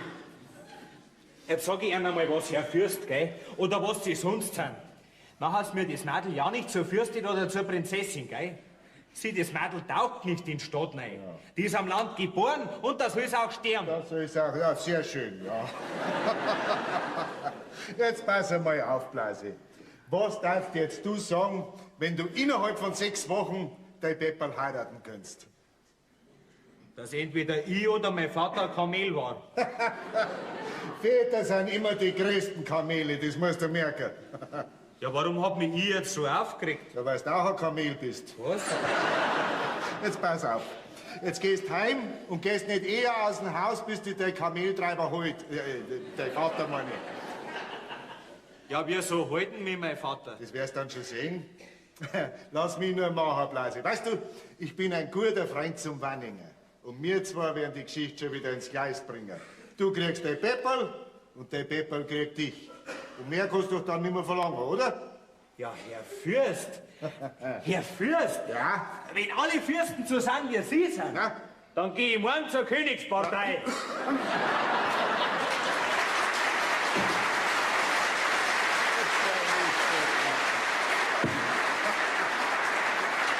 Das ist die Jugend von heute. Nix kannst du erwarten. Sag mal, was war jetzt das?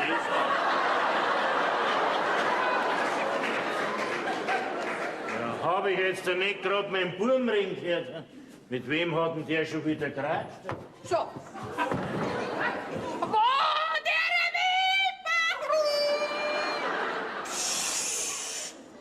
Es soll doch eine Überraschung werden. Darf doch niemand hören. Ja, ich wollte ja bloß sagen, dass ich das Lied auch kann. Das glaube ich dir so. Komm, sitz dir auf den Platz hinter da. Gell? In der Ecke, lass dich nicht singen. Wenn eine Tür aufgeht, Ja, lass ich den Wilbach rauschen. aber ich komm dann rein und du Rausch raus. hast das kapiert, ja? Ja, freilich, ich bin doch nicht blöd, oder? Ja, na ist ja recht, oder? Und aber ich bin blöd, oder?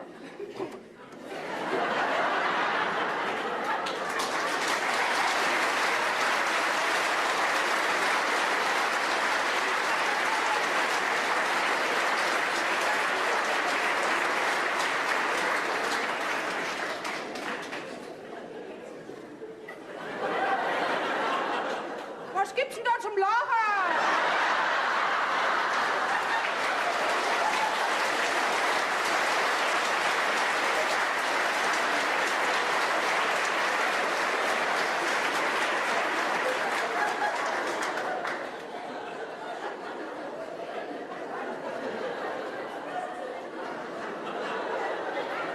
Das ist voll ganz schön langweilig. Wie halt's ihr das so lange aus?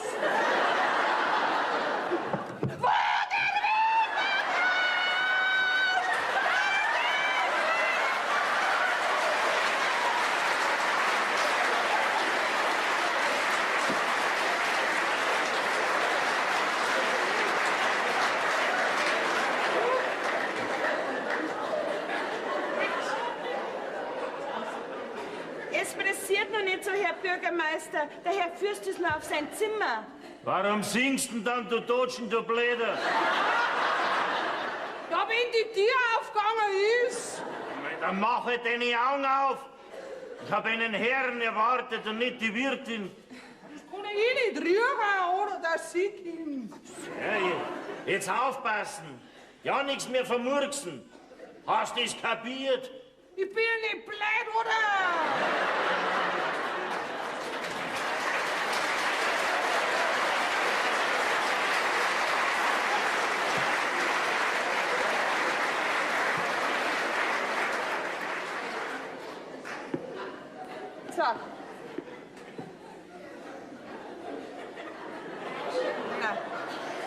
wär's wenigstens Zeit für die Spinnerei da.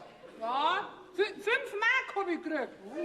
Für ein 50er hab ich schon gesungen. Naja. An dem Preis kannst du das ja machen. Freilich, bevor ich deine Arbeit tue ich lieber gar nichts.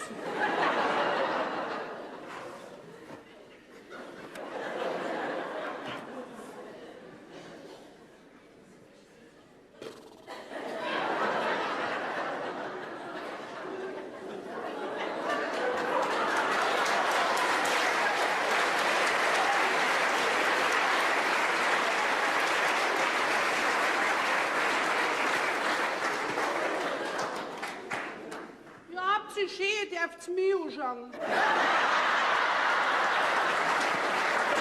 Hoffentlich kommt der fürs bald. Ich möchte Weihnachten daheim sein. Habt ihr schon lange Zeit? Wie nicht? Es klappert die Bühne am rauschenden am rauschenden Bach, am Rauschen. Ein Rausch hab ich auch schon lange nicht mehr gehabt.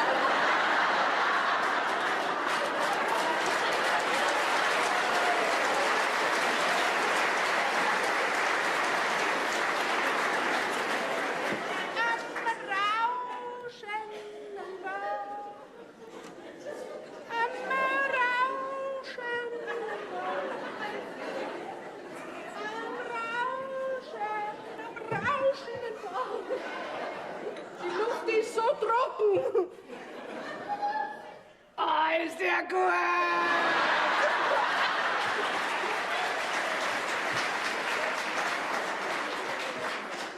Da brauch ich schon noch, weil auf 3, 4 steht man nicht, gell?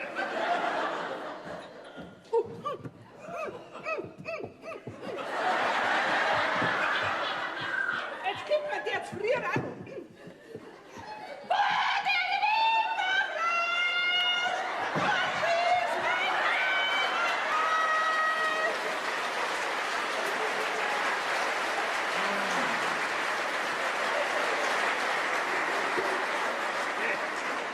Das ist doch schon wieder der Verkehrte. Das ist doch der Kammerdiener vom Dingsbums da. Ja, mei, woher soll denn ich das wissen, dass das der Kammerjäger ist, oder? Sagen Sie mal, sind Sie vom Faschingszug überblieben? Ich bin der Herr Bürgermeister, gell? Ah, Sie wollen den Herrn Fürsten sprechen? Jawohl. Aha. Da werde ich ihm gleich Bescheid sagen. Sind Sie gut? Ja. Also der Nächste, wo jetzt kommt, das ist der Richtige. Hast du das kapiert? Na freilich, bin ich nicht blöd, oder? Da kriege ich jetzt langsam meine Zweifel. Ich hab mich schon lang bei dir. Sag einmal, spinnst denn du, dass du den Wildbach singst? Ich nicht, aber er spinnt. Ich meine, das wird meinem Herrn nicht gefallen. Das ist mir wurscht, ob ihm das gefällt. Jetzt pass mal auf, Herr Kammerjäger. 5 Mark hab ich gekriegt, gell? Für ein Magel hab ich schon gesungen. Und wenn dein Fürst jetzt nicht bald kommt, dann gelangt das Geld nicht mehr. Also gut, na sag ihm Bescheid, gell? Ja, das ist ich schicker, weil sonst wäre ich zickdick. Ja, ist schon nicht. Mein Lieber, das wird eine Schienigaude werden. Wenn das so weitergeht, soll ja ich drauf bei dem Geschäft. Aber der Fürst, wenn jetzt kommt, gell, dann schmettere ich den Wildbacher so, dass gleich die Fenster scheppern.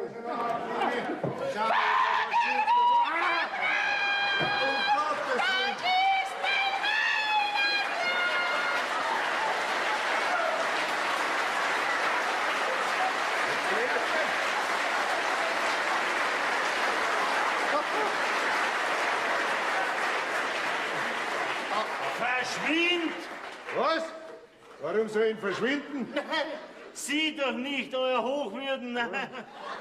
Sie, hab ich gemeint. Deshalb brauchst du nicht Sie zu mir sagen, oder? Ja, schon, aber das sag ich dir. Für eine Mark 50 Pfennig habe ich jetzt gesungen. Den Rest kriegst du nicht mehr raus.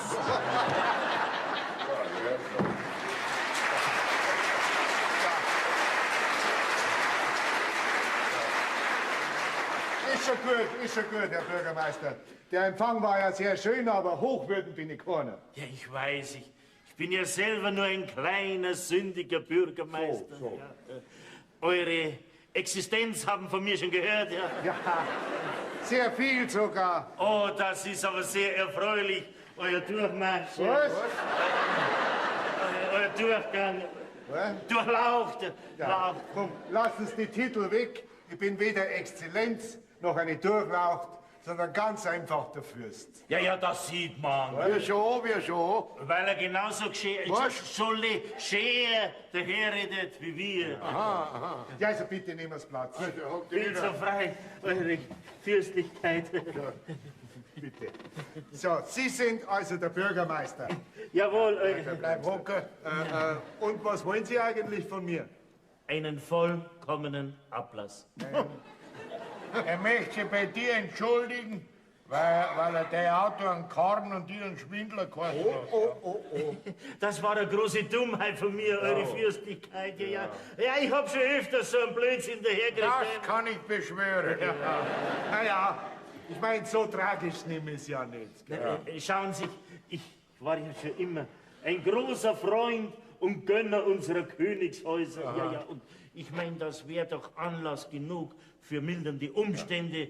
Und darum bitte ich um Ihre Absolution. Also, Sie hast gekriegt, Bürgermeister. Naja, gut, dann vergessen wir heute den Schwindler. Ja, wenn aber ich jetzt, trotzdem ich ja laut Standesamtsregister ein geborener Fürst bin, wenn ich trotzdem ein kleiner Schwindler wäre. Ausgeschlossen. Sowas hätte doch bloß ein vollkommener Trottel behauptet. So ist es. Ja.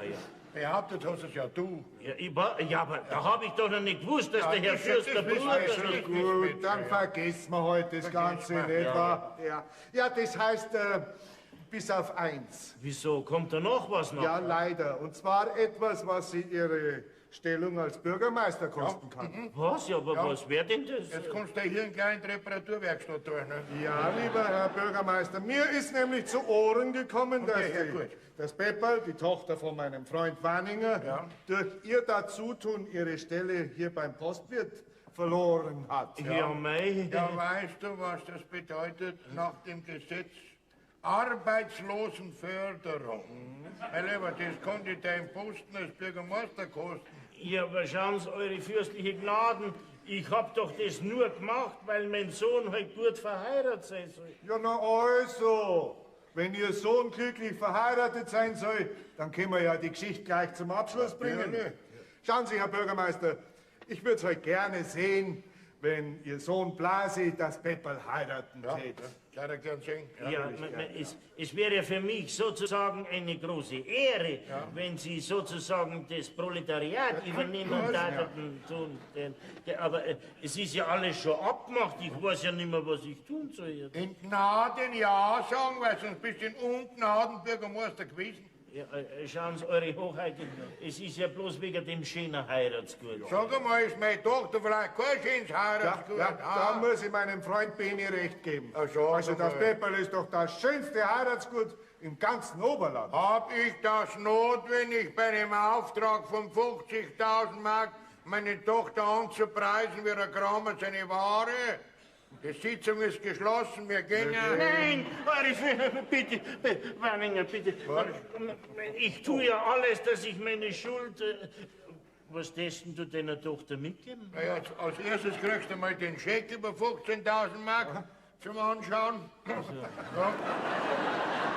Ja, und dann darf ich noch Wirkenstiften für Zwilling, gell? Und durch meine Bekanntschaft mit dem Fürsten kann es sein, dass du sogar ins Landratsamt hineinkommst, zum Radl aufpassen. Ja. Das wäre heute dann richtig ein Glückstag. Ja. Und so hast du deine Stelle als Bürgermeister behalten. Oh Gott sei Dank, ich bin froh, dass ich so billig wegkomme. So ist es. Also, Herr Bürgermeister, ich verlasse mich auf Ihr Manneswort. Ja, da fehlt sie nichts bei mir. So, Der gut. Wanninger kann das bezahlen. Ja, und jetzt gehen Sie heim und holen Sie die Blase her. Ja. Dann feiert man Verlobung, auf meine Kosten natürlich. Oh ja, das mache ich gern, Eure Fürstlichkeit, Eure Hoheit. Wo der Wildbach rauscht.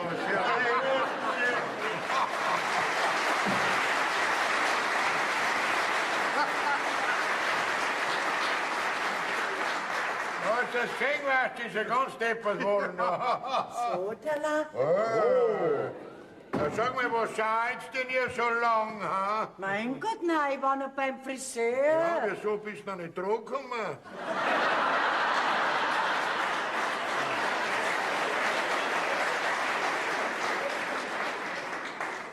Also, Pepperl, ich muss sagen, du bist wirklich ein schönes Heiratsgut. Ja, und der Bürgermeister hat gesagt, ich war am Morgen, gell?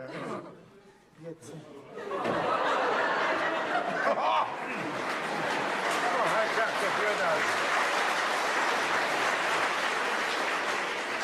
Meine ganze Hochspannung und meine tiefste Vermehrung. Herr Fürst, Frau Wanninger, Herr Wanninger, Fräulein Pepperl, was steht zu Diensten? Was möchtest du uns diensten? Nein, was ich auftragen soll, darf. Was seid's denn so feierlich? Ja, wenn man so einen hohen Herrn eigenhändig bedienen müssen darf. Ja. Und weiße Handschuhe ziehen sie auch, oder? Ja, meinst du, mag man noch meinen Daumen in der Suppe verbrennen, nicht?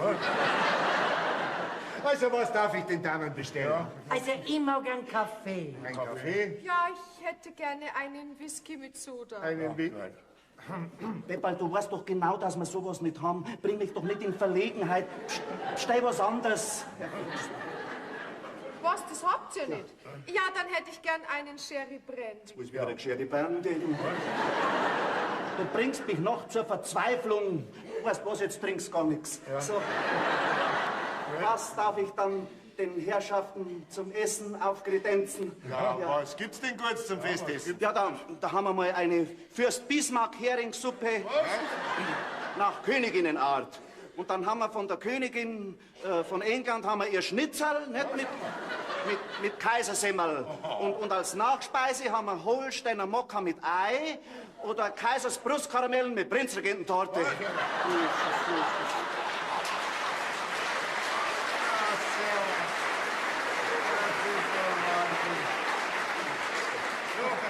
Postwirt, das ist ja die reinste Speisekarten von einem Menschenfresser. Ja, also gut, dann bringen Sie mal das Zeug da, gell? Also 4-mal Abendessen. Ja, na, halt, Moment, können wir das auch für 6 Personen haben? Ja, natürlich. Dann werden halt die Portionen kleiner. Was? Herr Ober, Fräulein Pepperl, haben Sie Pommes frites? Pommes frites haben wir nicht, wir schlachten erst morgen. Was? Herr Ober, Fräulein haben Pepperl. Sie Feuer? Moment, ich frage einmal. Leni, haben wir Feuer im Ofen? Ich war doch für die Zigaretten. Ach, schau, für die Zigaretten. Entzünden Sie mir die Zigarette Ja, an. natürlich.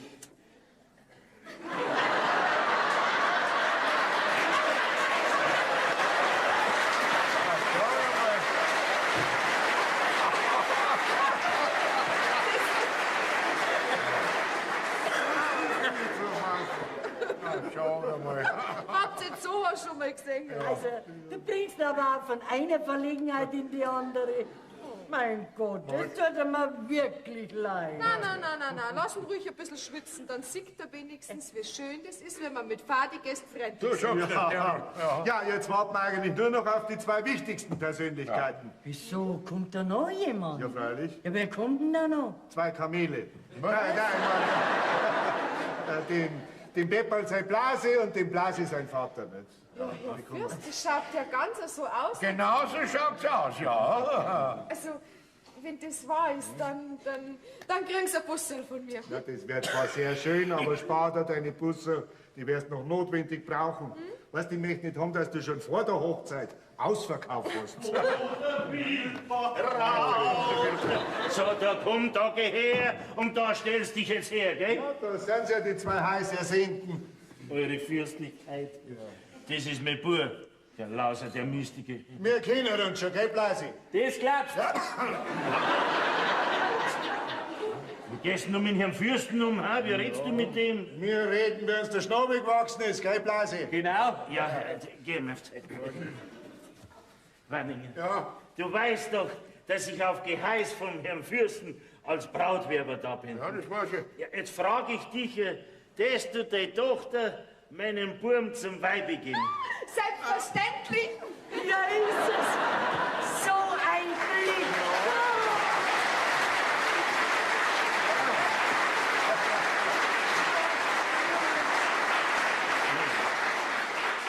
Na, Herr Fürst, sind wir jetzt zufrieden? Sehr zufrieden, ja. Ja, und mehr könnt's von einem einfachen Fürsten haben wir auch nicht verlangen. So ist es.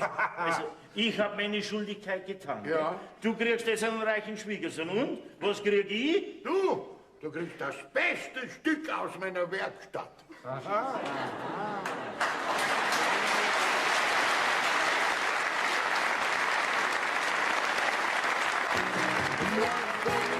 Das Leben schön, wir lachen, wir